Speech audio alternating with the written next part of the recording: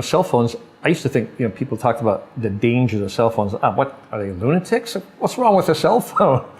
But unfortunately, they have really started to create a problem for us. And it's really what we're seeing, maybe good for me as a refractive surgeon, but it's really an epidemic of nearsightedness in this country. Children, adolescent population, nearsightedness is just, the rates are just skyrocketing.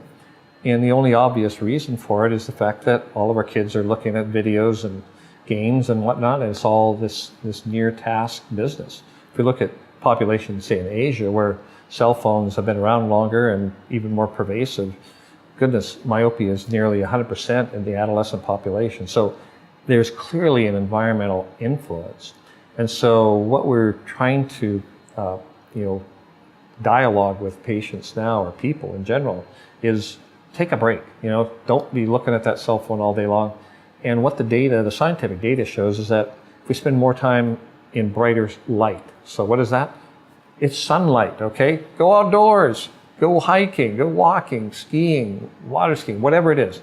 Just get outside, and that's going to have a mitigating effect, or it's going to reduce the chance of having your son, child, whatever, grandchild, of developing more nearsightedness over their lifetime. The second thing we've seen is more dry eye. It's like, well, how is that cell phone making my eyes dry? The reason is that when we're staring intently at a near object, we don't blink as much.